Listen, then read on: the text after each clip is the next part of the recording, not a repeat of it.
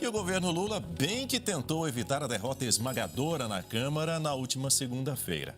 Às vésperas da votação do projeto de urgência que acelera a derrubada do decreto que aumenta o IOF, o valor reservado para deputados e senadores dobrou, chegando a 256 milhões de reais. Apesar do avanço, esse montante é menos de 1% dos 50 bilhões de reais para serem liberados no ano, entre emendas individuais e de bancada. PL, PT e União Brasil foram os partidos mais beneficiados. Segundo o Sistema Integrado de Planejamento e Orçamento, os recursos que eram de 152 milhões na última sexta-feira saltaram para 667 milhões de reais até ontem.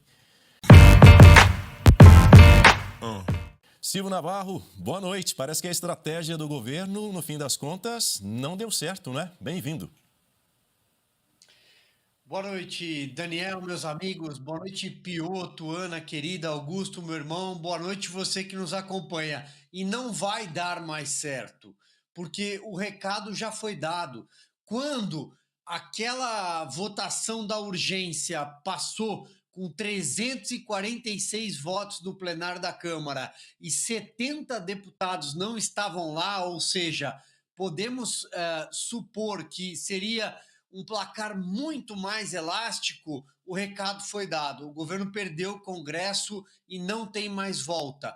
Ainda mais com a possibilidade, falaremos aqui ao longo deste programa, de ter uma maioria dentro da CPMI do INSS.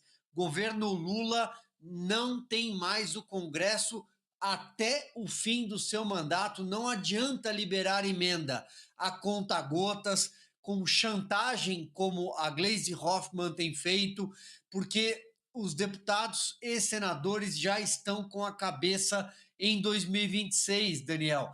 Todo mundo sabe que não adianta ficar abraçado com afogado. Esse governo caiu de podre, é um governo que tem desempenho sofrível na economia, não conseguiu entregar nenhuma marca, não tem uma obra, não tem nada para mostrar na saúde, na segurança pública. Está faltando alimento, comida na mesa do brasileiro. A esteira do supermercado, como eu sempre digo, ela está mais curta. O brasileiro está levando menos comida para casa, os deputados entenderam isso, os senadores também, e o resultado é isso. Não adianta mais entregar dinheiro na mão de parlamentar, porque os deputados e senadores estão preocupados com a sobrevivência política. Adalberto Piotto, boa noite, seja muito bem-vindo. Você concorda com o que disse há pouco Silvio Navarro, que o governo ainda não conseguiu se acertar com o Legislativo? Estamos aí há um ano, praticamente, pouco mais de um ano do fim desse governo que aí está.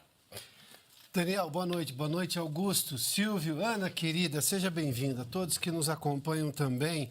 O Silvio foi aos pontos essenciais, eu só vou me reservar aqui a enfatizar dois. Primeiramente, é 2026 que interessa.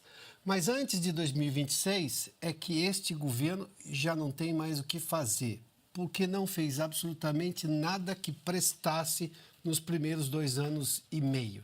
Nós estamos hoje, dia 18 de junho, praticamente 2 anos e meio de governo, e nada do que esse governo fez foi para criar condições de desenvolvimento econômico sustentável.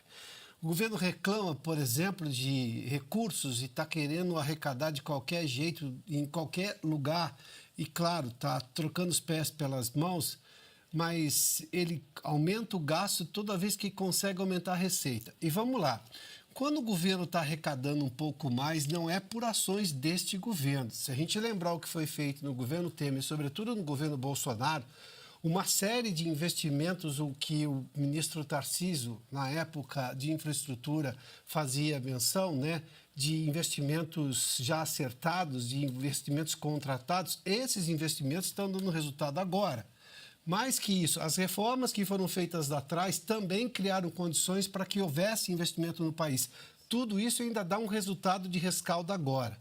Só que chega uma hora que o empreendedor para de investir, porque ele começa a ver risco de insegurança jurídica dado, por exemplo, essa questão do Supremo Tribunal Federal, do consórcio com o governo federal.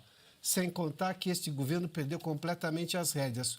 O dono do governo, podemos chamar assim, o presidente Lula, não consegue sequer entender o tamanho e a importância que deve ter, ou que deveria ter, numa reunião com os países mais importantes do mundo, como foi agora na reunião do G7 com convidados, entre os quais o Brasil. Não ele, o Brasil é convidado, como outros presidentes também já foram. Bom, fez aquele papelão que a gente, inclusive, comentava aqui ontem, Daniel.